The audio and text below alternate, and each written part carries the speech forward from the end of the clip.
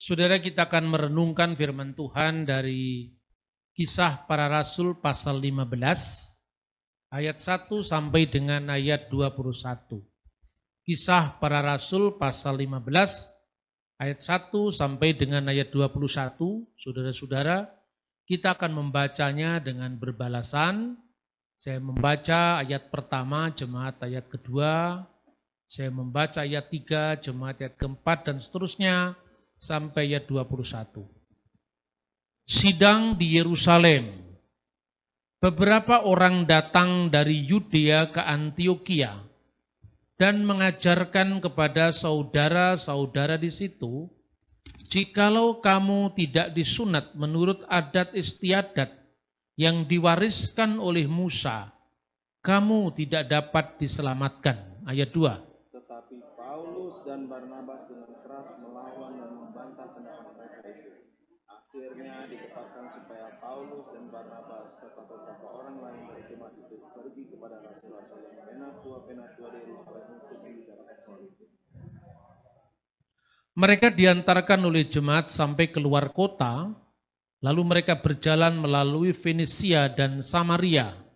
Dan di tempat-tempat itu mereka menceritakan tentang pertobatan orang-orang yang tidak mengenal Allah. Hal itu sangat menggembirakan hati saudara-saudara di situ.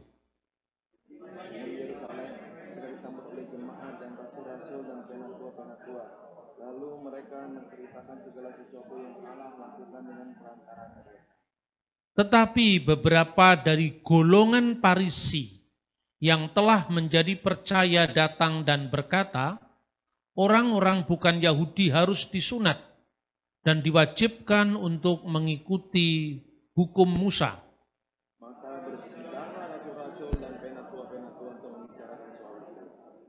Sesudah beberapa waktu lamanya berlangsung pertukaran pikiran mengenai soal itu, berdirilah Petrus dan berkata kepada mereka, "Hai saudara-saudara, kamu tahu bahwa sejak semula Allah memilih aku di antara kamu, supaya dengan perantaraan mulutku bangsa-bangsa lain mendengar berita Injil dan menjadi percaya. Dan Allah yang mengenal hati manusia telah menyatakan kehendaknya untuk menerima mereka, sebab Ia mengaruniakan Roh Kudus juga kepada mereka sama seperti kepada kita. Dan ia sama sekali tidak mengadakan perbedaan antara kita dengan mereka sesudah ia menyucikan hati mereka oleh iman. Kalau demikian, mengapa kamu mencobai Allah dengan meletakkan pada tungkuk murid-murid itu suatu hukum yang tidak dapat dipikul baik oleh nenek moyang kita maupun oleh kita sendiri. Sebaliknya, kita percaya bahwa oleh kasih karunia Tuhan Yesus Kristus, kita akan beroleh keselamatan sama seperti mereka juga. Maka diamlah seluruh umat itu, lalu mereka mendengarkan Paulus dan Barnabas menceritakan segala tanda dan mujizat yang dilakukan Allah dengan perantara mereka di tengah-tengah bangsa-bangsa lain. Setelah Paulus dan Barnabas selesai berbicara, berkatalah Yakobus, "Hai saudara-saudara, dengarkanlah aku. Bahwa sejak semula Allah memberikan rahmat kepada bangsa-bangsa lain, yaitu dengan memilih suatu umat dari antara mereka bagi namanya. Hal itu sesuai dengan ucapan-ucapan para nabi seperti yang tertulis. Kemudian aku akan kembali dan membangunkan kembali Daud yang telah roboh, lalu Tuhannya akan kubangun kembali dan akan kuteguhkan. Supaya semua orang lain mencari Tuhan dan segala bangsa yang tidak mengenal Allah yang kusebut milikku, demikian firman Tuhan yang melakukan semuanya ini. Telah diketahui sudah sejak semula. Sebab itu aku berpendapat bahwa kita tidak boleh menimbulkan kesulitan bagi mereka dari bangsa-bangsa lain yang berbalik kepada Allah. Kita harus menulis surat kepada mereka supaya mereka berbagi dan makanan yang telah diciptakan kepada Allah dari pertempuran yang dilakukan dengan mati Sebab sejak zaman dahulu hukum Musa diberitakan di tiap-tiap kota, dan sampai sekarang hukum itu dibacakan tiap-tiap hari Sabat di rumah-rumah ibadat. Saudara-saudara yang terkasih dalam Tuhan, kita tahu bahwa sebenarnya Sejak semula jemaat Kristen itu muncul dari dua kalangan. Yang pertama dari kalangan Yahudi. Orang-orang Yahudi yang menjadi percaya yaitu mulai dari 12 murid Yesus, para rasul, lalu 70 murid Yesus yang disebutkan dalam Lukas pasal 10, dan kemudian menyebar ke bangsa lain yang pangkalan pertamanya adalah Antiokhia. Jadi ada dua jemaat, yang pertama adalah umat Kristen Yahudi di Yerusalem, yang dalam sejarah gereja dipimpin oleh Rasul Yakobus saudara Kristus. Yang kedua adalah jemaat di Antiokhia. Jemaat di Antiokhia itu adalah pengembangan Injil untuk bangsa bukan Yahudi. Kita membaca ada dua istilah yang diterapkan untuk dua kelompok murid Yesus ini. Yang pertama, murid-murid Yesus yang ada di Yerusalem, murid-murid Yesus yang berlatar belakang Yahudi, yang pusatnya di Yerusalem, disebut orang-orang Nosrim. Nosrim dalam bahasa Ibrani diterjemahkan menjadi bahasa Arab dan Indonesia Nasrani. Ini disebutkan di dalam Kisah Rasul pasal 24 ayat 5, di mana Paulus disebut sebagai salah seorang dari pimpinan atau pemimpin sekte Nasrani. Dan kata Nasrani ini berasal dari kata Nasaret, pengikut Yesus orang Nasaret.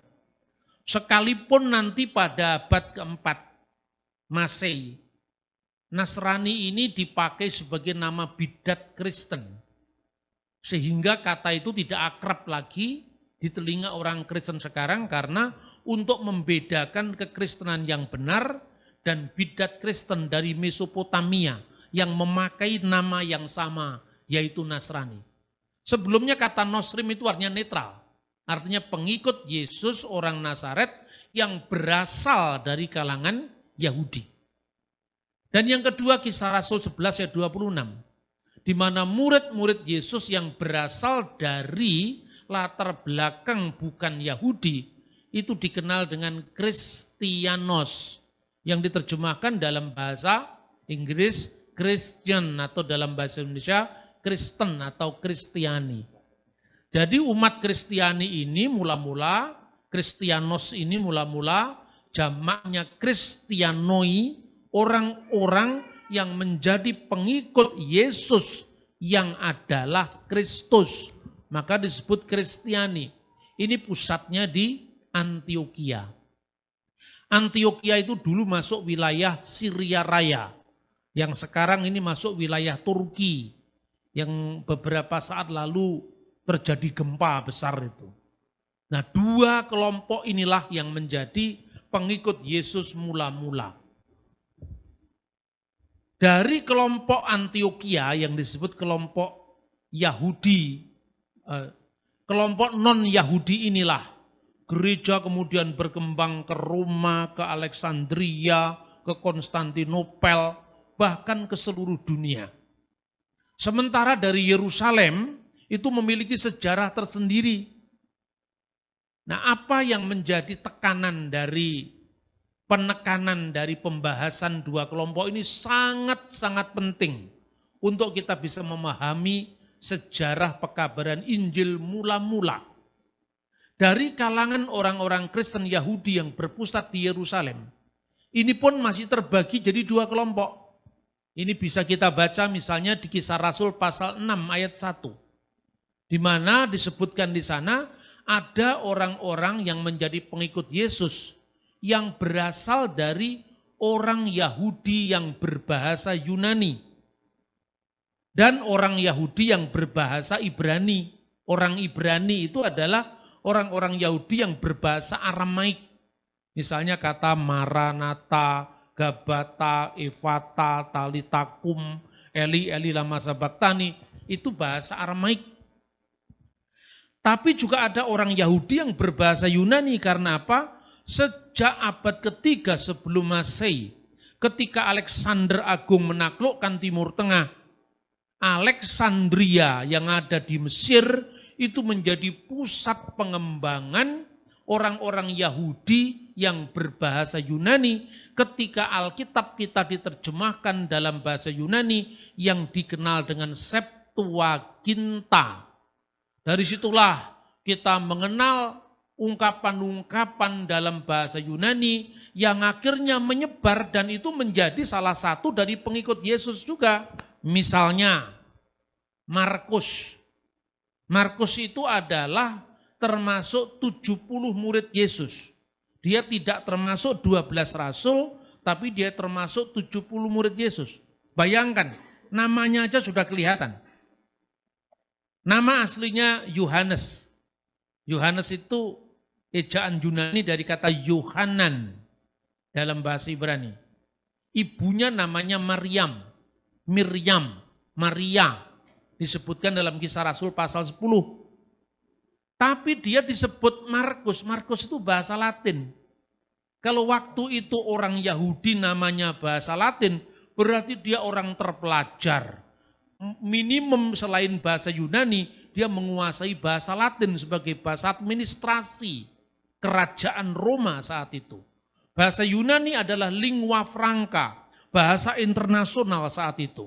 Bahasa Aram adalah bahasa sehari-hari yang dipakai oleh Yesus dan murid-muridnya di Yudea. Bahasa Ibrani adalah bahasa klasik untuk pengajaran kitab Torah, kitab nabi-nabi, dan tulisan-tulisan suci yang lain yang oleh kita orang Kristen kita namakan Perjanjian Lama. Jadi kitab Perjanjian Lama Kristen itu sama dengan Tanakh Yahudi, Torah, Nevim, Ketuvim. Tafsirannya beda, tapi teksnya sama. Nah, jadi saya ulangi lagi, ada murid-murid yang berasal dari kalangan Yahudi yang masih dibagi dua. Yahudi diaspora yang rata-rata berbahasa Yunani dan Yahudi asli yang berbahasa Aram dan bahasa klasiknya Ibrani. Maka kalau kita mengatakan haleluya itu bahasa Ibrani, tapi Maranatha itu bahasa Aram. Loh, kok bisa ya iman Kristen itu mengisi semua bahasa? Ya memang Tuhan Yesus telah memplanning untuk itu. Kalau Anda lihat agama-agama lain kan itu munculnya satu bahasa, satu budaya. Tapi Kristen nggak bisa diidentikan dengan budaya Ibrani. Karena Ibrani hanya salah satu warisan dari kekristenan. Tapi ada Aramaik, ada Yunani, karena apa? Bahasa internasional. Kalau pakai bahasa Ibrani, bagaimana Paulus mengabarkan Injil di Korintus? Tidak berbahasa Ibrani, mereka di Roma. Tidak berbahasa Ibrani, mereka bahasa Yunani. Bahasa Latin, bahasa administrasi. Makanya namanya Markus. Markus itu nama Kaisar Roma, nama keren itu. Kalau di Jawa orang namanya Budiono itu rakyat biasa. Ya. Tapi kalau Kanjeng Pangeran Seno Hadinegoro itu kelompok ningrat. Tapi kalau namanya Albert atau Robert itu baru nama keren, ini nama barat. Kira-kira mirip abad pertama seperti itu. Nah saudara-saudara, karena kedua warisan ini, maka mereka memahami kehadiran Kristus dengan cara yang berbeda-beda. Ketika Paulus mengabarkan Injil dan Tuhan memberikan mujizat yang sama, tanda-tanda ajaib yang sama bagi orang Yahudi dan bagi orang bukan Yahudi. Makanya waktu pencurahan Roh Kudus pertama di Yerusalem, itu hadir orang-orang yang datang dari Roma, dari Arab, Media, Partia, Mesopotamia, Elam, itu semua adalah kelompok-kelompok bukan Yahudi. Artinya apa? Pentakosta yang dicurahkan pertama kali di Yerusalem, di ruang atas tadi, itu menunjukkan bahwa Yudaisme yang dulunya melahirkan cikal bakal iman yang namanya Kristiani, itu sekarang tidak lagi eksklusif miliknya orang Yahudi, tapi telah Tuhan bagikan kepada bangsa-bangsa lain. Dan Tuhan sudah mempersiapkan itu, makanya Injil itu muncul dari masyarakat multilingual. Bukankah Yesus tidak berkarya di Yerusalem? Yang lebih mungkin. Tapi dia berkarya di Galilea, wilayah bangsa-bangsa.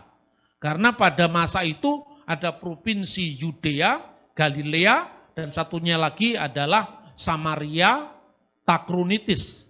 Ya, tempat ini satunya diperintah Herodes Archelaus.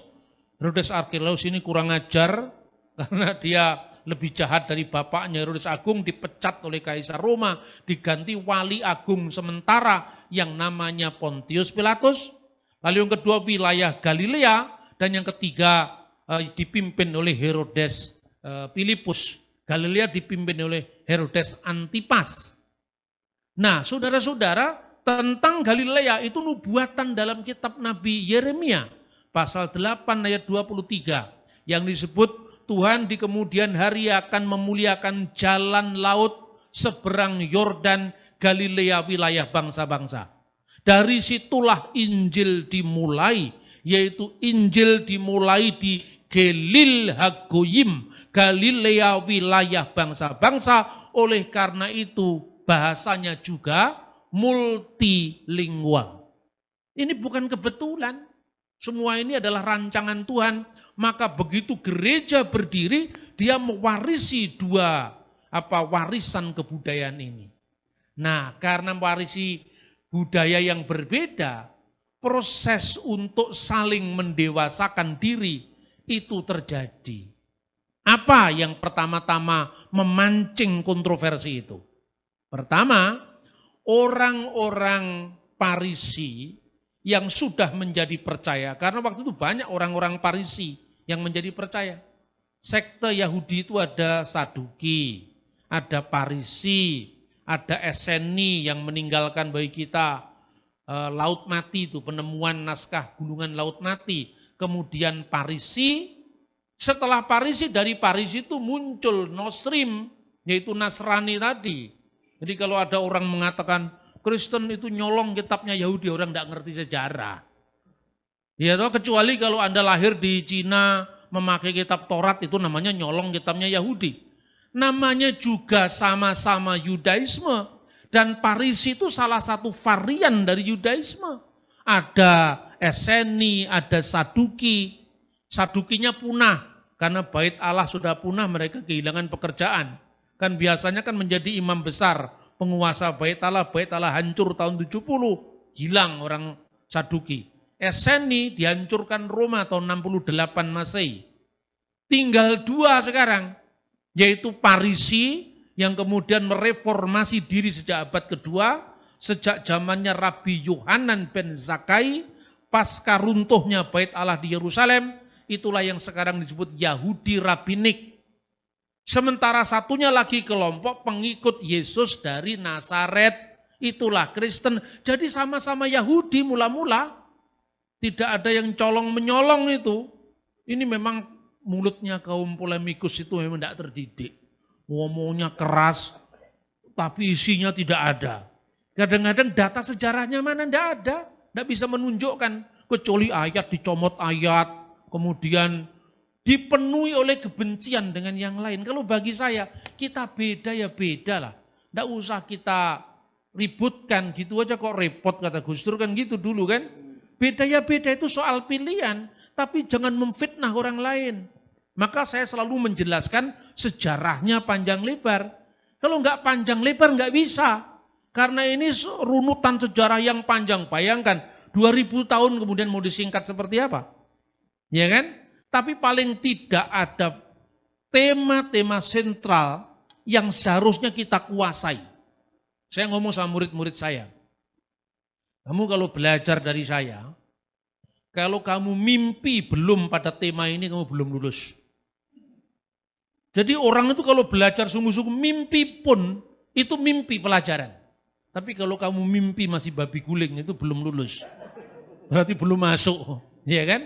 Nah, kelompok pertama ini ingin memaksakan hukum Yahudi kepada kelompok yang kedua. Kelompok Yerusalem ingin memaksakan hukum Musa ini kepada kelompok Antioquia. Lalu karena kemiskinan data sejarah itu, para polemikus itu menuduh luar biasa dan biasanya kambing hitamnya Rasul Paulus. Paulus telah memalsukan Injil. Paulus telah membebaskan orang-orang untuk tidak mengikuti hukum Taurat. Yang dibebaskan Paulus itu yang mana? Karena dalam sejarah, ini bukannya sejarah Kristen loh. Anda bisa cross check dari saudara kita orang Yahudi rabbinik itu. Ada 2 hukum yang ditentukan untuk umat manusia. Nah, 1, hukum Nuh. Hukum Nuh itu diangkat dari mana? Dari kitab Kejadian pasal 9. Hukum Nuh. Itu kalau orang Yahudi mensistematisir atau menggolongkan menjadi 7 bagian yang dikenal dengan Sefa, Misfot, Bene, Noah.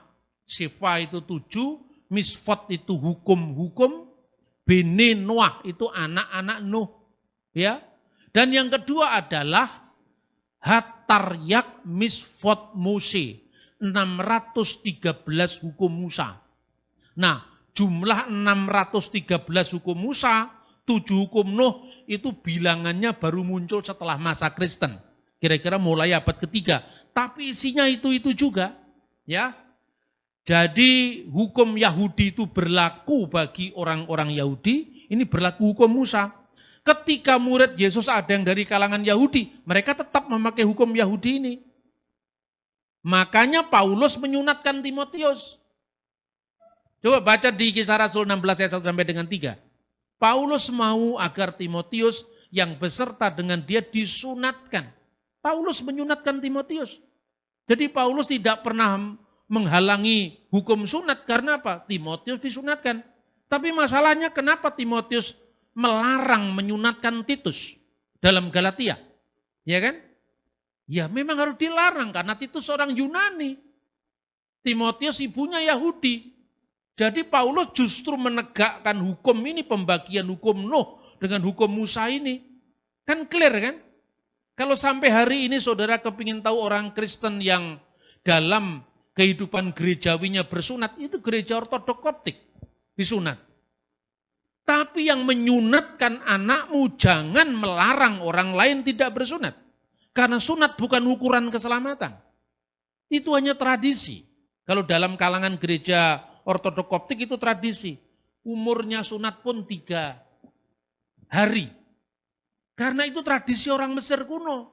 Orang Yahudi tradisinya lebih kemudian daripada tradisi Mesir. Karena apa? Abraham itu hidup tahun 2000 sebelum Masehi.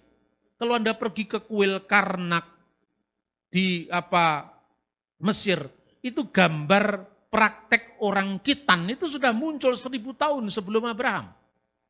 Itu sunat sebagai tradisi. Nah sekarang kalau kamu menonjolkan sunat sebagai setia pada hukum Musa atau hukum Ibrahim, kamu sunat pada hari keberapa? Hari ketiga, ya bukan hukum Ibrahim. Karena Abraham disunat pada usia 8 hari. Berarti kalau disunat usia 3 hari, ini sunat gaya Mesir, ini kontekstualisasi. Kamu sunat umur berapa? Saya sunat 12 tahun Pak, ya bukan Ibrahim. Wong Ibrahim umur 8 kok. Kamu sunat lulus SD Pak, ya bukan Ibrahim. Ibrahim angkat 8 kok. Usia 8 hari gitu loh. Jadi jangan sok lah, tahu sejarah dulu. Ya, tuh. Kemudian mau dipaksakan kepada orang bukan Yahudi. Jelas tahu Paulus dipersoalkan. Tapi Paulus tidak pernah membatalkan apapun. Dia hanya mengembalikan pada relnya. Ya, yang percaya pada Yesus itu dilihat kamu dari golongan apa? Dari golongan Gentiles, dari golongan Gojim. Ya sudah ikut hukum Nuh. Berarti boleh dong makan babi, boleh. Siapa yang melarang? Memang zaman itu boleh kok. Babi baru dilarang setelah tahun 1400 sebelum Masehi, zamannya Musa. Dan hukum itu hanya berlaku bagi orang Yahudi. Ini kacau balau, orang-orang pada bingung nyalain saya. Tapi saya selalu, ayo kita adu data. Coba kamu baca teks ya, Yahudi punya ini. Namanya Traktat Sanhedrin 86a. Di situ disebutkan ya, hukum Nuh itu ada 7. Ini kalau tidak paham ini kita tidak sulit memahami sejarah gereja awal. Ya, kecuali kalau sejarah gereja Betel, Pentakosta itu boleh. Ya toh? Tapi detailnya Anda mesti belajar dari abad pertama. Pertama, para rabi kita mengajarkan ini sistematika Yahudi, jangan salah paham. Pak Bambang kok ikut Yahudi? Enggak.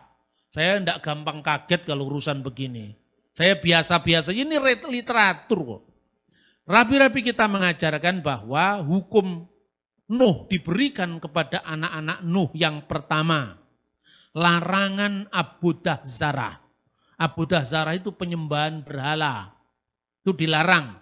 Hukum ini juga diulangi lagi dalam hukum Musa, lo yihye lecha Elohim akhirim alpanai. Jangan ada ilah lain di hadapan hadiratku. Yang kedua, kelilat Hashem. Tidak boleh menista Tuhan, tidak boleh menista kitab suci. Hormat kepada Tuhan, ya. Itu hukum kedua. Hukum Nuh yang ketiga, larangan gilui arayot. Gilui arayot itu artinya apa? Imoralitas seksual. Gara-gara dosa inilah air bah didatangkan. Ya, ketiga, gilui arayot. Keempat, gesel. Segala tindakan kekerasan, pencurian, perampokan yang tidak hormat pada kemanusiaan. Ya, kelima, sefikut damim, pertumpahan darah, pembunuhan. Dan seterusnya, sefikut damim, pertumpahan darah. Kemudian yang ketujuh, keenam, efer min hakai, yaitu memakan daging yang masih ada nyawanya, atau daging yang mati dicekik, termasuk darahnya tidak boleh dimakan. Ya, kemudian untuk menegakkan 6 hukum ini, orang-orang non-Yahudi yang tinggal di wilayah Yahudi diberikan hak untuk menyelenggarakan mahkamah yang adil, namanya dinin, 7 jumlahnya. Nah itu dari mana? Dari kitab Kejadian sebetulnya asalnya itu. Kitab Kejadian pasal 9. Coba kita baca kitab Kejadian pasal 9. Ayat 1 sampai dengan ayat 6. Lalu Allah memberkati Nuh dan anak-anaknya serta berfirman kepada mereka, beranak cuculah dan bertambah banyaklah serta penuhilah bumi. Bukankah hal yang pertama ini juga disampaikan kepada Adam? Ya kan? Tapi karena umat manusia waktu itu dilanda air bah dan tinggal Nuh dan anak-anaknya, maka Nuh menjadi Adam yang baru. Nah, dalam hukum yang ditulis dalam ayat 1 ini, di sini sudah termaktub kalau dalam sistematik Yahudi, larangan penyembahan berhala, karena Allah adalah satu-satunya yang memberikan hukum aturan pada manusia, tidak ada ilah yang lain. Yang kedua, hormat kepada Tuhan dan firman-Nya, makanya ini termasuk kelilat Hashem, hormat kepada Tuhan. Kemudian juga karena ini landasan hukum moral bagi Nuh dan anak-anaknya, untuk beranak cucu melalui perkawinan, tidak lewat perzinahan, ya, hormat kepada keluarga, maka di sini masuk dari larangan yang namanya gilui arayot. Ayat 2, akan takut dan akan gentar kepadamu segala binatang di bumi dan segala burung di udara, segala yang bergerak di muka bumi dan segala ikan di laut, ke dalam tanganmu lah semuanya kuserahkan. Manusia sebagai mandataris Tuhan di bumi untuk mengelola ciptaan. Ini juga mengulangi tugas yang disampaikan kepada Adam sebagai mandat kebudayaan. Ayat 3, segala yang bergerak, yang hidup, yang menjadi makananmu, akan menjadi makananmu. Aku telah memberikan semuanya itu kepadamu, seperti juga tumbuh-tumbuhan hijau. Berarti segala binatang boleh dimakan, termasuk unta, ya kan? Kan nggak ada larangannya di sini. Ini pramusa, hukum zamannya Nuh. Hanya daging yang masih ada nyawanya, yakni darahnya janganlah kamu makan. Efer min hakaim. Ini hukum yang tadi saya sebutkan. Ayat 5, tetapi mengenai darah kamu, nyawa kamu, aku akan menuntut balasnya, dan segala binatang aku akan menuntutnya, dan dari segala manusia aku akan menuntutnya, nyawa sama manusia. Ini termasuk gesel, tindakan kekerasan tidak boleh dilakukan. sefikut damim, pertumpahan darah, pembunuhan tidak boleh dilakukan. Siapa yang menumpahkan darah manusia, darahnya akan tertumpah oleh manusia. Sebab Allah membuat manusia itu menurut gambarnya sendiri. Mengulangi lagi juga janji kepada Adam. Oleh karena lewat harkat manusia yang ditegakkan, keadilan harus dihadirkan. Makanya ini menjadi dasar dari keadilan yang akhirnya dirumuskan dalam penyelenggaraan mahkamah yang adil yang namanya dinin. Nah sekarang orang Antioquia itu ikut hukum mana? Apa hukum Yahudi? Apa hukum Nuh? Ya hukum Nuh. Orang Indonesia, orang Tionghoa, orang Papua ya hukum Nuh. Korbannya hukum Nuh itu macam-macam. Contohnya orang Cina lebih populer babi ketimbang kambing, ya kan? Maka Anda lihat itu di negara-negara Asia ini, termasuk Filipina, ya, lebih banyak babinya di sini ketimbang kambing, benar tidak? Papua itu tidak ada kehidupan bagi mereka sehari-hari dalam kehidupan masyarakat kalau tidak ada babi. Makanya ada seorang antropolog sekaligus dia seorang hamba Tuhan. Namanya adalah Don Richardson. Dia menulis buku yang judulnya Anak Perdamaian. Di mana babi sangat penting untuk orang-orang Papua. Ketika suku-suku berperang, ketika mereka damai mesti ada babi bukan kambing. Iya toh? Apakah itu salah? Terus salahnya babi itu apa kita benci dengan babi? Tapi saya akan tunjukkan kapan babi mulai dibenci. Nah itu ada sejarahnya. Sejarahnya khususnya bagi Israel lah. Mereka yang bukan Israel kok ikut-ikut benci babi. Tidak punya sejarah yang sama. Ya kan? Orang Arab korbannya apa? Unta. Itu tampak dari riwayat-riwayat Muslim sendiri. Misalnya tentang kakeknya Kanjeng Nabi Muhammad. Nabinya umat Islam. Abdul Muthalib. Ketika menebus anaknya yang namanya Abdullah. Dari pengorbanan yang terjadi pada masa pra-Islam. Dia ditebus dengan 100 ekor unta.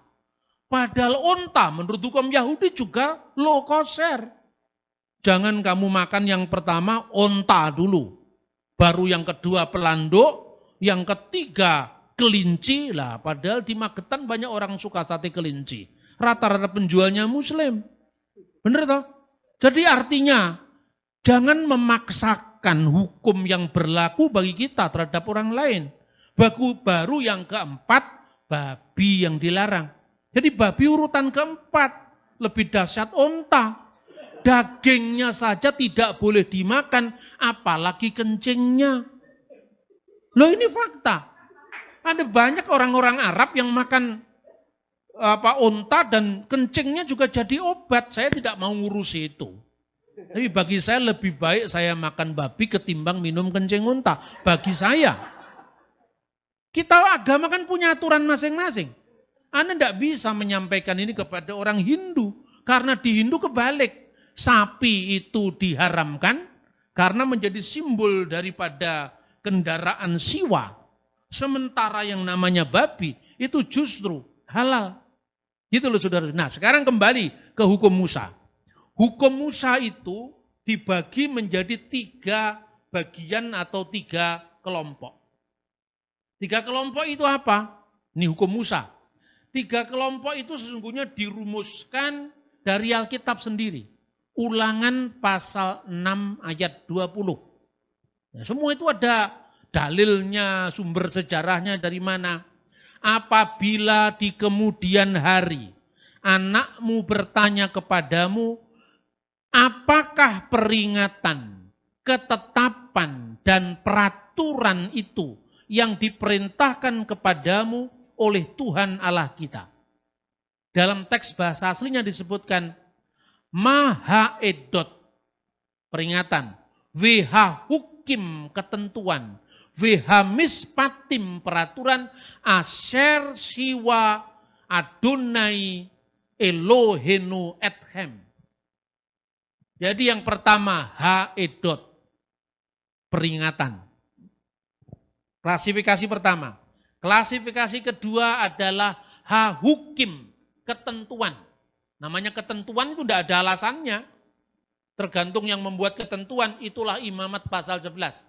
Maka Anda tanya kepada orang Yahudi, kenapa Rabi tidak makan babi? Tidak ada yang ngomong, karena babi mengandung cacing pita. Tidak ada itu. Karena semua binatang mengandung cacing pita.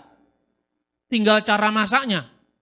Tapi kalau Anda tanya kepada orang Yahudi, kenapa tidak boleh makan babi? Kenapa tidak boleh makan unta? Itu hukum. Hukum itu hukum tanpa alasan. Yang diandalkan ketaatan kita kepada Tuhan. Itu mirip dengan ini. Buah pengetahuan yang baik dan yang jahat. Tidak ada keterangannya itu buah apel, durian atau mangga. Tidak ada. Itu buah etika. Makanya disebut yang baik dan yang jahat. Ya kan? Yang ketiga mispatim. Mispatim itu hukum universal. Misalnya, jangan membunuh, jangan berzina. Itu juga terkandung dalam hukum Nuh tadi. Makanya di mana orang membunuh, agama apapun juga menyalahkan itu.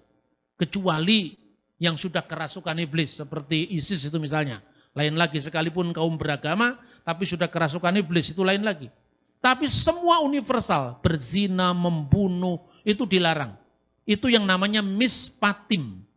Yang kedua, itu nama yang tadi yang saya sampaikan itu tadi, namanya edot. Edot itu hukum peringatan. Misalnya peringatan, kita bisa membaca di dalam kitab Keluaran, ya. Peringatan Keluaran pasal 23:19.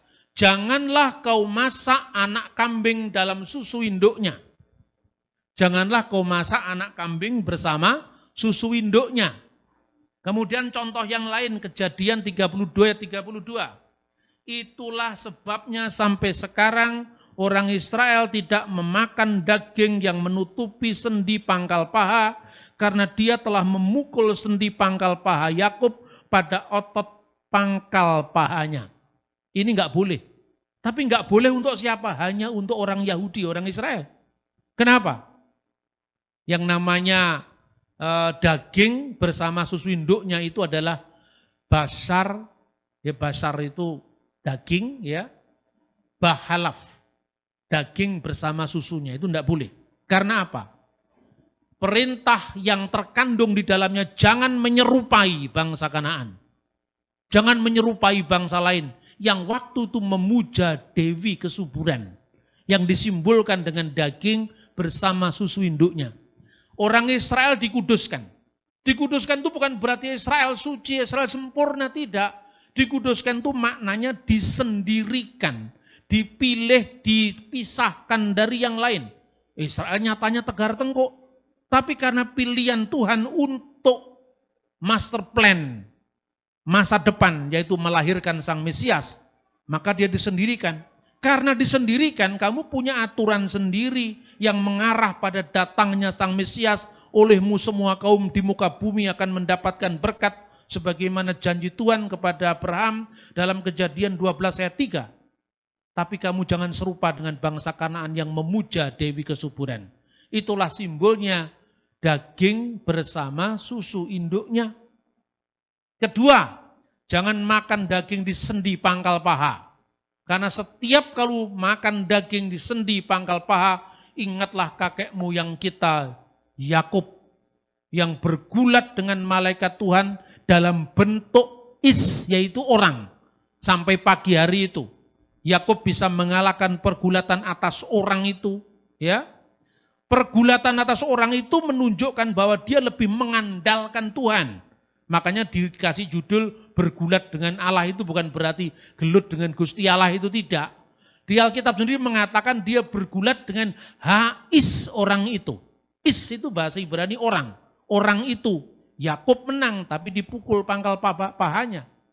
Jadi setiap kali kamu makan daging di pangkal paha, ingat perjuangan nenek moyang kita Yakub. Tandailah itu kegigihan Yakub. Tapi kalau nenek moyangmu Suromenggolo, ngapain ikut hukum Yahudi? Orang Ponorogo nenek moyangnya Suromenggolo, orang Manado nenek moyangnya Rorim Pande, ngurus siapa kita? Enggak pernah kakek moyang kita dipukul pangkal pahanya. Ini membaca hukum secara kontekstual, ini yang namanya edot. ya kan? Yang kedua tadi adalah hukum. Hukum itu imamat pasal 11. Hukumnya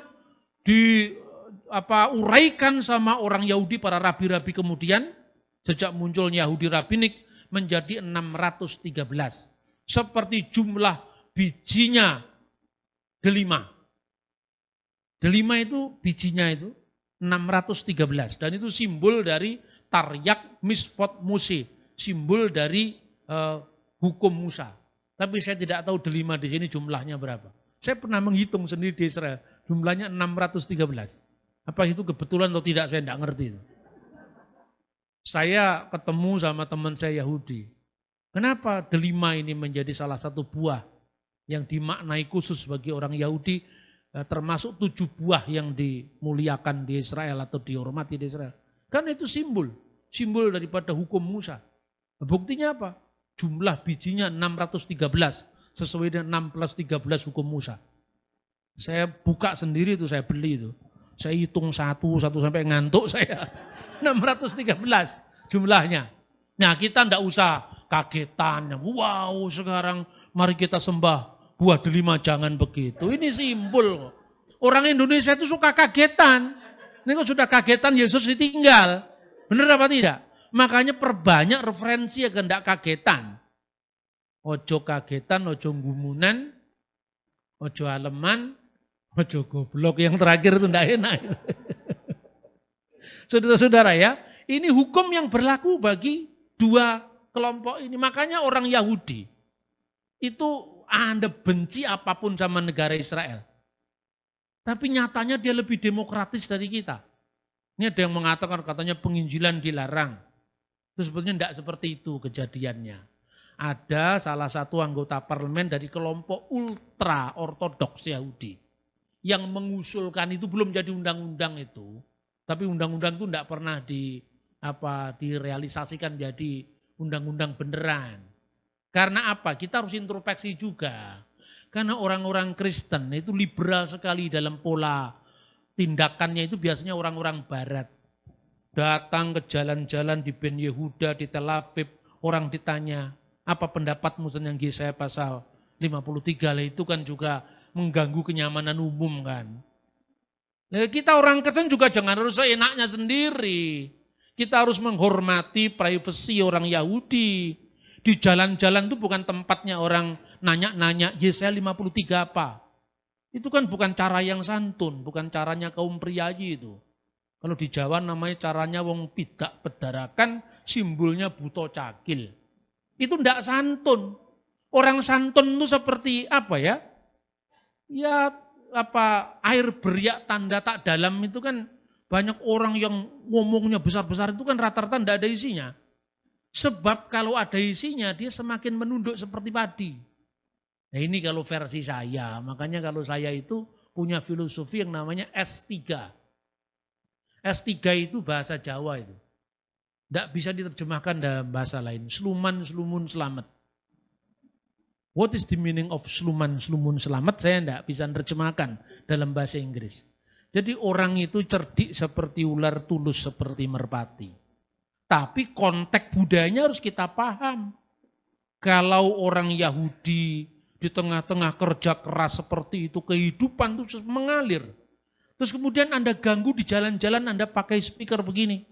Percayalah pada Tuhan Yesus di jalan-jalan. Itu kan budaya barat, bukan budaya timur. Nah ini kritik saya ke dalam ya. Kritik saya ke dalam. Tapi saya mau tunjukkan bahwa di Israel, Anda bisa makan di KFC yang kosher dan KFC yang low kosher. Low kosher itu tidak boleh dimakan, tidak layak dimakan bagi orang Yahudi. Misalnya, ada McD, ada KFC, Anda bisa menandai. KFC yang biasanya berwarna merah, McD yang berwarna merah, itu ditulis low kosher. Tidak layak dimakan oleh orang Yahudi. Tapi berdampingan dengan KFC atau McD yang berwarna biru yang ditulis kosher. Yang halal, yang boleh dimakan bagi Yahudi. Dan kosher itu lebih daripada halalnya Islam. Karena apa? Anda kalau pagi-pagi makan di hotel, tidak pernah daging dicampur dengan susu. Pernah Anda lihat? Tidak pernah, paling-paling hanya ada telur, tidak ada daging. Ya kan? Kalau pagi. Karena apa? Itu melarang yang dilarang oleh Keluaran pasal 23:19 tadi. Jangan makan daging kambing bersama susu induknya. Daging bersama susu induknya. Yang disebut basar, behalef tadi. Tidak boleh dimakan. Tapi bisa duduk, bisa berdiri berdampingan. Antara yang koser dan low koser. Jadi kalau kamu orang bule, makan burger dicampur dengan kejunya, itu kan low koser. Boleh. Tapi kalau orang Yahudi nggak boleh dicampur, daging ya daging, susu ya susu. Alangkah kalau Indonesia itu hidup kayak Israel. Jangan ke susu mengutuk dulu. Orang hanya pertandingan olahraga aja ramenya setengah mati. Urusannya Bang Palestina juga nggak keberatan. Iya kan? Kita ini kan suka bangsa overacting. Apalagi kalau tahun politik itu banyak manusia jahat yang sedang manggung untuk kepentingan politik tertentu. Itu tidak baik mengorbankan kesatuan kita sebagai bangsa, bahkan persaudaraan kemanusiaan. Saya tidak hanya ngeritik orang di luar Kristen loh. Di Kristen juga saya kritik. Di Israel yang namanya gereja Katolik ya, itu kan ada yang dari latar belakang orang Yahudi di Polandia di mana. Malah dapat diizinkan oleh pemerintah. Namanya Katulim Ifrim, orang-orang Ibrani Katolik. Mereka doa juga pakai bahasa Ibrani, diizinkan sama pemerintah. Sejak Paus Yohanes Paulus II tahun 2000 menjelaskan itu kepada para rabi di Israel. Bahwa kami memang Katolik, tapi darahnya anak-anak kami ini Yahudi. Masa mereka tidak boleh mengikatkan kebanggaan kepada bangsanya ketika kisah Keluaran itu menjadi pengalaman yang luar biasa bagi orang Yahudi. Para rabi pun juga akhirnya memahami bahwa apa yang dikatakan Paus, kalau Anda berdarah Yahudi, kemudian mendengar kisah Keluaran, akulah Tuhan Allahmu yang membawa engkau keluar dari tanah Mesir, dari tempat perbudakan. Anoki Adonai Eloheka Aser Hosyetika Me'aret Misrayim Mibet Abadim. Siapa yang tidak bergetar hatimu sebagai orang Yahudi? Karena ini sejarah bangsamu. Begitu juga orang Indonesia ketika mendengar bahwa proklamasi kami bangsa Indonesia. Bergetar hati kita karena nasionalisme kita.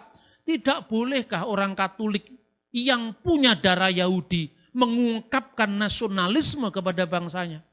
Paham dengan dialog, bukan dengan konfrontasi, bukan nyebar traktat, bukan bikin siaran pakai speaker di jalan-jalan. Itu cara yang tidak wise itu. Dan akhirnya boleh. Jadi setiap kali mereka berada di tembok ratapan, orang-orang Ifrim Katulim ini juga mereka mengungkapkan kebanggaannya. Sekaligus juga adalah kedukaannya karena bait Allah yang dihancurkan. Sekalipun bagi orang Katolik yang berdarah Yahudi itu mereka mengatakan, ya ini seperti yang sudah dinubuatkan oleh Kristus. Tidak satupun batu terletak di atas batu yang lain, semua diratakan. Tapi ada ikatan persaudaraan kebangsaan. Nah ini saudara-saudara. Maka dua ini menjadi pedoman dari dua kelompok tadi. Kelompok Nasrani, orang pengikut Yesus dari kalangan Yahudi, dan kelompok Kristiani atau Kristianos yang berlatar bukan Yahudi. Satunya mau dipaksakan. Lalu bersidanglah para rasul itu. Yang pertama, ya, Petrus berbicara sebagai yang paling senior di antara para rasul. Dan dia kemudian merujuk, kalau mau bukti, ini dalil yang saya kemukakan. Ini dasar Alkitab yang saya kemukakan. Tapi kalau mau bukti, Roh Kudus dicurahkan kepada orang yang bukan Yahudi. Roh Kudus dicurahkan kepada orang Elam, penduduk Mesopotamia, pendatang dari Roma, orang Arab. Masa kita mau membatasi karya Roh Suci? Kira-kira seperti itu. Untuk lebih jelasnya silahkan Paulus sama Barnabas bersaksi. Bagaimana juga Roh Kudus tidak pilih kasih. Tuhan tidak pilih-pilih, bangsa lain pun dilawat. Setelah Paulus dan Barnabas bersaksi, baru Yakobus yang adalah episkopos Yerusalem. Dia adalah rasul bagi orang-orang yang bersunat di Yerusalem, merujuk kepada apa yang dikatakan Simon, merujuk kepada apa yang diceritakan oleh Paulus dan Barnabas dan dia mengatakan, kita harus mengecualikan mereka saja dari satu, supaya mereka menjauhi daging yang dipersembahkan kepada berhala. Ini apa artinya? Abudah zara. Ya, termasuk kelilat Hashem, hormat kepada Tuhan. Makanya jangan menyekutukan Tuhan dengan ilah-ilah yang lain. Kemudian dari percabulan, itu termasuk hukum yang namanya gilui arayot tadi. Kemudian dari darah, artinya dari tindakan kekerasan, pembunuhan, termasuk gesel dan sefikut damim. Kemudian jangan memakan binatang yang mati dicekik. Itu yang disebut efer min hakai, dan untuk itulah kita tegakkan hukum itu, dinin, diputuskan. Makanya atas putusan Roh Kudus dan putusan kami. Putusan itu kan ciri khas pengadilan. Tuhan memberikan itu refleksi kembali kepada hukum Nuh bagi yang bukan Yahudi. Tapi bagi yang Yahudi kamu melaksanakan hukum Musa, tapi jangan jadi sandungan bagi bangsa yang lain. Lalu dikirimlah orang-orang pergi ke Antioquia. Inilah jawaban resmi dari para rasul. Jadi yang pertama kita simpulkan, fitnah kepada Paulus itu tidak berdasar. Karena dalam konteks ini, Paulus itu bukan aktor utama. Aktor utamanya Petrus dan Yakobus. Paulus masih sangat junior saat itu. Tapi Tuhan tidak pernah pilih-pilih. Justru Paulus dipakai karena Paulus junior. Karena mungkin, ini mungkin salah satu kemungkinan. Pauluslah yang paling siap dengan budaya non-Yahudi. Petrus itu mungkin, atau Yakobus itu mungkin mainnya kurang jauh. Referensinya mungkin masih sebatas Yerusalem. Karena Paulus itu orang dari suku Benyamin, kelahirannya di Tarsus. Yahudi yang sudah banyak sekali berjumpa dengan budaya-budaya bukan Yahudi. Dipakai sama Tuhan. Jadi tidak benar kalau Paulus mencipta agama Kristen. Jadi kadang-kadang saya ini gimana ya menjelaskan orang-orang yang sudah termakan dengan doktrin yang berabad-abad. Tapi itu diungkapkan dengan nada kebencian yang berlarut-larut dan gayanya bersungut-sungut. Ya itu gimana caranya? Saya mau tunjukkan bukti dia tidak pernah baca buku. Nanti kita mau tunjukkan teks bahasa Inggris katanya itu misionaris. Gimana caranya? Makanya saya selalu minta hikmat kepada Tuhan, gimana cara mengatasi kelompok yang tidak mau tahu ini. Ya sudah, kamu jangan putus asa. Karena itu memang wilayah kita. Kalau kamu putus asa, kamu kalah dengan setan. Setan itu satu keunggulannya hanya telaten. Coba jangankan kita. Yesus saja ditunggu waktu yang baik waktu mencobai dia. Dan luar biasanya, setan juga ngutip Mazmur 91. Jadi kalau saya sekarang ada banyak orang-orang anti Kristen menggunakan Alkitab untuk menyerang Kristen, iblis sudah lakukan itu. Jadi saya tidak mengatakan mereka mengikuti iblis, tidak, tapi mirip iblis. Iblis juga seperti itu dulu. Jadi jangan kemudian kita malah minder dengan mereka. Tunjukkan bukti-bukti itu. Lama-lama itu kalau batu sekeras apapun ditetesi air, lama-lama pecah juga. Maka telaten, sabar ya. Terus kedua, saya tunjukkan bukti-bukti itu, bukti sejarah. Dengan saya tunjukkan naskahnya dan sebagainya. Ini loh, kamu mengatakan Injil itu dipalsukan. Ini naskah yang dari peristiwa yang paling dekat hanya berjarak 18 tahun aja kami ada kok. Coba Anda pergi ke Switzerland. Di sana ada Biblioteka Bodmeriana itu tersimpan Injil Yohanes yang namanya Papirus 66. Rasul Yohanes meninggal tahun 96, naskah itu ditemukan tahun 120. Hanya 24 tahun. Pergi ke John Ryland Library di Inggris. Itu disimpan Papirus 52, itu ditemukan di Mesir. Hanya berjarak 18 tahun. Lu mana ada sekarang di dunia ini punya kitab yang jaraknya hanya belasan tahun. Lagi yang dituduh palsu itu kita. Makanya saya selalu tunjukkan ini, naskahnya ini. Ya, ini berasal di tahun ini hasil uji karbon oleh profesor ini, saya tunjukkan. Kalau kamu nggak percaya uji karbon sendiri minta izin sana. Terus kedua bentuk hurufnya seperti apa. Gitu loh. Ini karena in the beginning was gregetan saya ini. Makanya jadilah orang seperti saya sekarang ini. Karena apa? Itu hidup saya itu selalu dipenuhi oleh bagaimana cara ngatasi orang-orang yang kurang referensi ini. Dan kadang-kadang kalaupun sudah tahu referensi, ini biasanya juga dari orang yang pernah bergaul dengan saya, lalu diambil, dicomot-comot. Tapi karena yang lain nggak pernah dengar kajian seperti ini, wow, seolah-olah hebat. Di dalam naskah Qumran itu tidak ada yang jelas mengatakan Ishak yang nyaris dikorbankan. Ya, naskahnya Kejadian memang tidak ada karena pas pasal 22 itu kepotong. Tapi naskah lain yang ada. Kemungkinan teman ini juga tahu kalau naskah yang lain itu. Tapi karena itu tadi, ya ketidakjujuran. Tapi justru yang dituduh tidak jujur itu saya. Kan aneh ini. Wong sumbernya siapa dulu? Mengenal naskah-naskah Laut Mati di sekitar tahun 98. Seminari-seminari pun itu kalau ngajari tentang naskah Laut Mati itu sambil lari, bukannya sambil lalu. Sambil lari makanya tidak pernah nancep di sini. Itu saya jadikan gaya hidup saya. Naskah Laut Mati nomor sekian.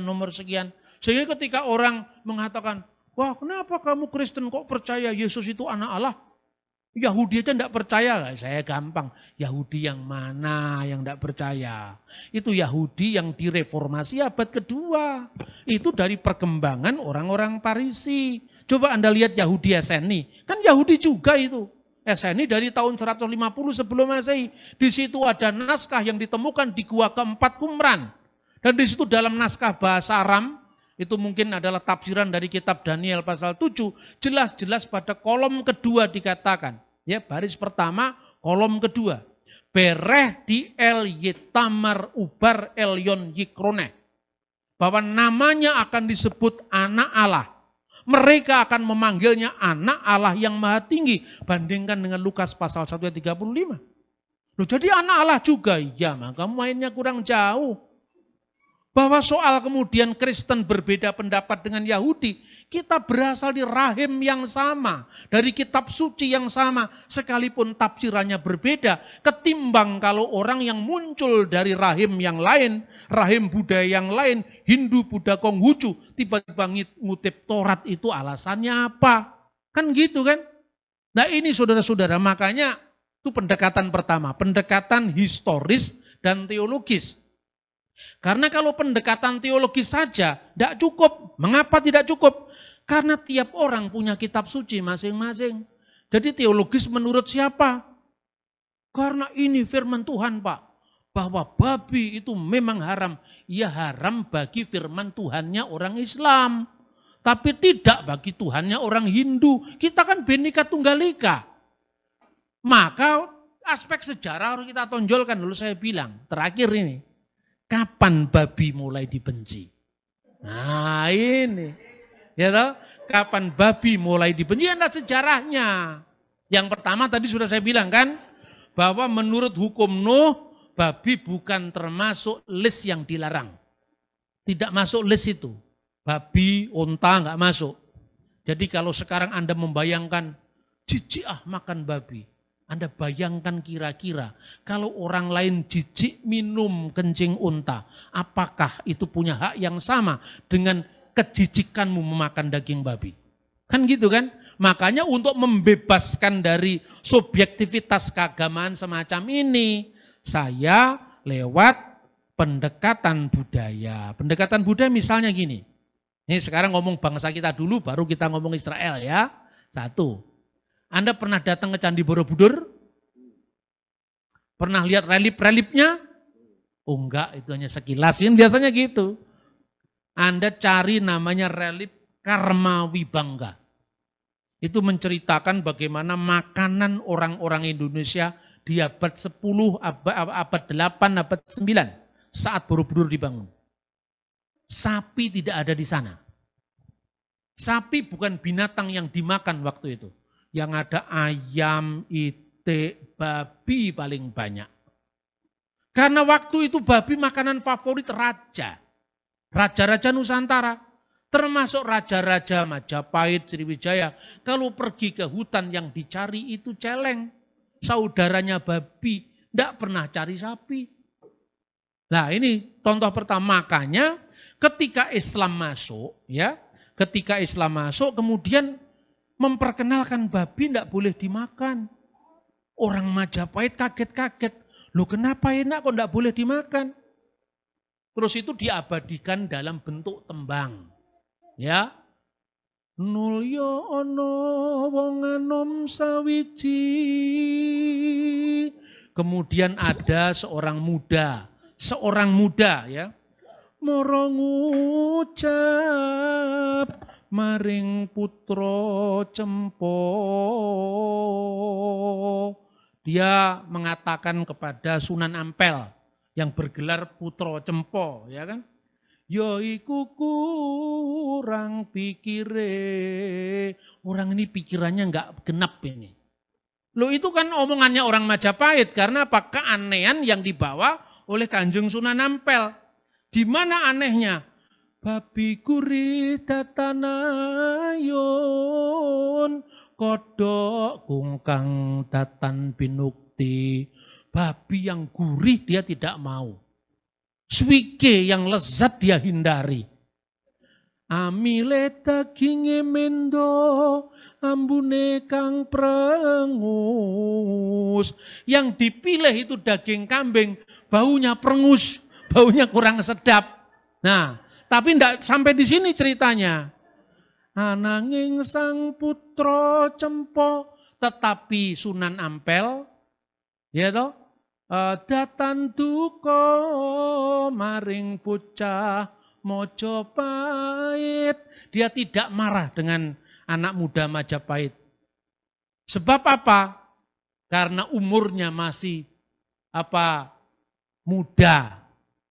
Lare isih nem-neman. Coba. Kalau saya nembang begini kan orang lain nggak bisa marah. Loh saya cuma mengutip tembang. Kalau kamu marah sama saya itu marah kepada penulis Babat Tanah Jawi itu. Itu termasuk warisan budaya bangsa itu. Yang di sana Sunan Ampel dianggap aneh. Seaneh itulah ketika Anda belajar dari orang-orang luar kemudian masuk ke Indonesia. Budaya kita yang dulu sudah ada dianggap aneh karena kamu tidak mengenal budayamu sendiri. Ini dengan perkecualian, kalau agamamu melarang, ya jangan dimakan gitu loh. Tapi kalau orang lain yang agamanya tidak melarang, apa alasanmu makan? Ini menjelang tahun politik banyak orang jahat manggung. Di Malang ada tukang sate babi, nasi goreng babi. Namanya Bambang Priyono kalau nggak salah. Ya, kalau nggak salah cek sendiri. Itu digerebek sama Satpol PP, katanya moga-moga salah, yang nyuruh wali kota Malang. Karena ini mengganggu perda. Yang diganggu apanya? Kalau enggak makan ya jangan makan. Tapi yang lain ya biarkan makan. Ini kan mematikan ekonomi rakyat kecil. Coba bangsa kita ini sudah terlalu mabuk kadruniyah ini. Makanya kemudian segala sesuatu yang berbeda dihantam, tidak cocok.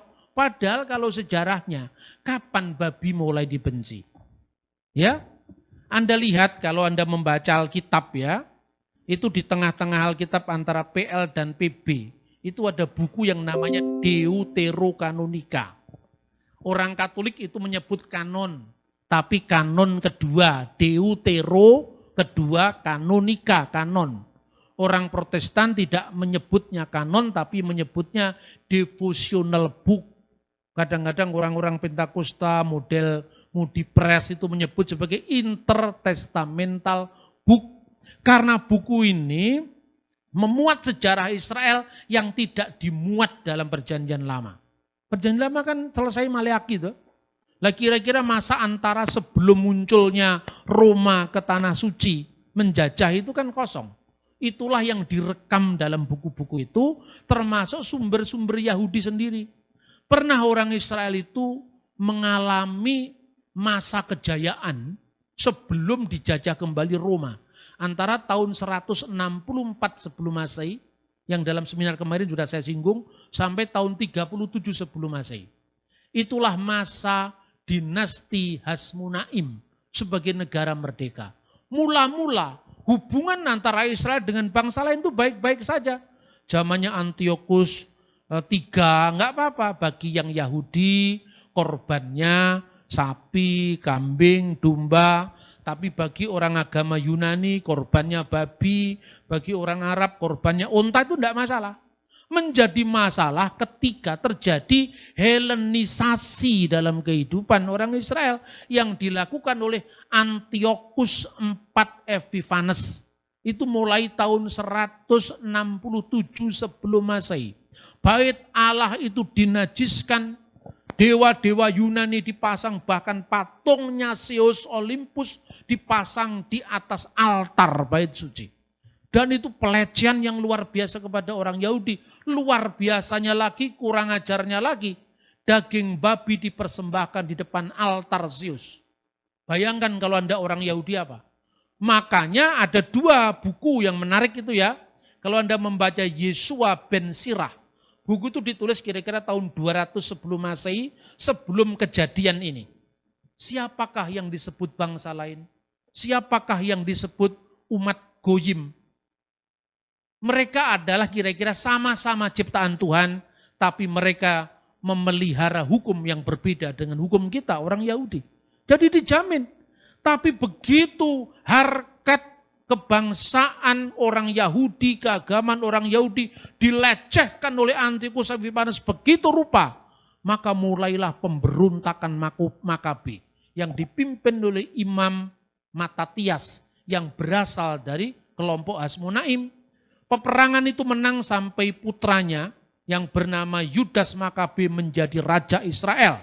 Makabe itu singkatan dari bahasa Ibrani, diambil dari Keluaran pasal 15. Mika Moka Baalim Adonai. Siapakah yang seperti engkau di antara para ilah? Ya Tuhan. Menanglah Israel. Makanya kalau Anda pergi ke Israel, ada kaki Dian bercabang 9, ada kaki Dian bercabang 7. Kaki Dian bercabang 9 itu munculnya pada masa Makabe. Karena apa? Mereka mau menahbiskan kembali bait suci. Bejana-bejana yang sudah dipersembahkan kepada Zeus, kepada dewa-dewa Yunani dibuang diganti. Tapi minyak zaitun hanya bertahan 1 hari, 1 malam. Padahal perayaan terjadi 8 malam. Tapi karena seluruh situasi secara politik belum bisa dikuasai, tapi karena mujizat ilahi, karena doa orang Israel saat itu, maka minyak zaitun yang hanya bertahan 1 hari bisa bertahan 8 hari, 8 malam perayaan. Lalu mereka bertanya, manakah sumber yang bisa menyalakan kaki Dian itu? Sumber itulah yang berasal dari Tuhan yang disebut Samas. Makanya ini 4, sini 4, tengah 1. Biasanya itu disebut perayaan Hanukah. Kalau ini namanya menorah, ada dalam kitab Taurat.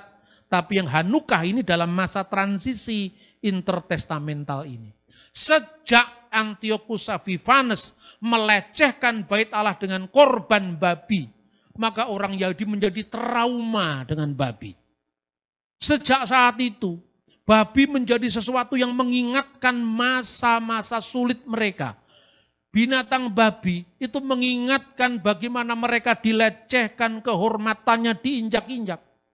Sejak saat itu, babi itu menjadi sesuatu yang sangat menimbulkan pengalaman traumatis. Tapi tidak dengan onta, tidak dengan kelinci. Padahal baik onta, kelinci, babi sama-sama low kosher. Tapi kenapa hanya babi yang mendapatkan sesuatu yang lebih sensitif bagi perasaan orang Yahudi? Karena Antiochus Epiphanes.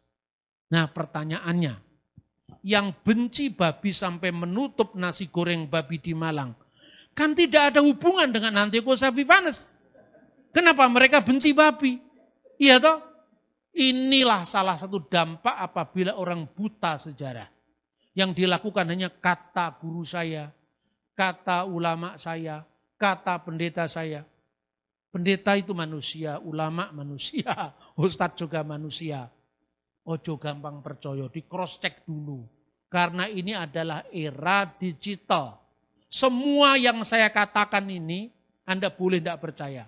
Tapi cross check setiap kata-kata saya. Misalnya, kenapa babi dilarang? Saya mengutip seorang filosof Yahudi dari Alexandria, lahir tahun 20 sebelum Masehi, meninggal tahun 50 setelah Masehi. Namanya Philo. Philo mengatakan apa? Saya menyebut dalam bukunya The Special Law, buku keempat. Cek sendiri. Apa katanya Philo? Babi dilarang itu karena babi adalah binatang yang paling lezat. Dari semua binatang di muka bumi, bagi yang memakannya. Nah inilah, bagi yang memakannya berarti Philo tidak makan. Tapi Philo tidak kepingin kalau orang lain makan. Bagi Philo tidak boleh kita jajan di warung babi atau makan di restoran Tionghoa atau Chinese food. Tidak boleh. Tapi dia tidak pernah melarang Chinese food. Karena orang Cina memang punya sejarah sendiri yang berbeda dengan bangsanya. Kalau etos semacam ini dilakukan. Orang Yahudi kan nggak boleh. Karena yang namanya hukum, ini hukum tanpa alasan. Modalnya hanya ketaatan. Tapi karena orang Yahudi pikirannya tidak pernah berhenti. Kenapa ya tidak boleh? Nah itu lihat masa keluaran. Mereka diminta jiwanya merdeka supaya sampai ke tanah perjanjian. Ternyata mentalnya tertinggal di Mesir. Ya toh? Biasanya mereka menyembah putra dari Dewi Hathor yang namanya adalah Happy. Makanya mereka tergoda membuat sapi, patung anak lembu emas. Mereka biasa disuguhi dengan makanan-makanan daging. Mereka bayangkan daging, kalau daging kambing saja betapa lezatnya, apalagi babi. Makanya kalau babi boleh dimakan, mungkin tidak 40 tahun, mungkin bisa 80 tahun. Karena keasikan makan babi. Kira-kira seperti, jadi semua itu bukan terjadi di ruang hampa. Semuanya ada sejarahnya. Maka kita orang-orang Kristen, silahkan kita beriman dengan teguh iman. Tapi tidak perlu kita harus ngurusi orang lain. Kecuali terpaksa. Karena urusan ini kan urusan bangsa, urusan negara, urusan masyarakat bersama. Dan yang lebih-lebih ketika iman kita disalahpahami adalah hak jawab kita untuk menyampaikan apa yang kita yakini, tidak seperti yang dituduhkan banyak orang. Dan yang ketiga, apapun perbedaan kita, kalau tidak ketemu di satu aspek teologi, kita bisa bertemu di kemanusiaan. Karena kriteria kebenaran itu dia hanya satu. Ada ortodoksia, kebenaran ajaran. Ada ortolatria, kebenaran dalam penyembahan. Karena kebenaran ajaran kan berkaitan dengan penyembahan. Yang ketiga, ortopraksia. Inilah wilayah bersama yang bisa kita uji. Dari buahnya lah kamu akan mengenal. Itu yang diberikan kepada dari ortopraksinya. Yesus memuji orang Samaria. Sekalipun dia mengatakan, kamu menyembah Allah yang tidak kamu kenal. Kami menyembah Allah yang kami kenal. Karena keselamatan datang dari bangsa Yahudi. Ortodoksinya dikritik, tetapi ortopraksinya dipuji. Jadi kalau Anda tidak bisa ketemu dengan saudaramu Muslim, Hindu, Buddha, ketemulah dalam ortopraksi. Buah-buah roh, kelakuan yang baik misalnya. Kalau dengan orang Farisi, Yesus mengatakan telah duduk di atas kursi Musa. Berarti secara metodologi pengajaran, ortodoksinya betul. Tetapi kelakuannya tidak benar. Makanya kalau mereka ngajar kamu dengarkan. Tapi kalau mereka punya kelakuan jangan kamu contoh. Nah kalau saudara tidak bisa ketemu pada kebenaran ajaran, serahkanlah kepada Roh Kudus yang membimbing kepada seluruh kebenaran. Tetapi jangan jemu-jemu untuk berbuat baik, menyatakan kebaikan Kristus kepada semua orang, apapun agamanya. Inilah pesan yang disampaikan melalui sidang para rasul itu, sehingga iman kami tidak menjadi batu sandungan bagi yang lain. Kiranya firman Tuhan itu semakin memperlengkapi kita dalam iman percaya kita, dalam mengiring Yesus Kristus sampai akhir.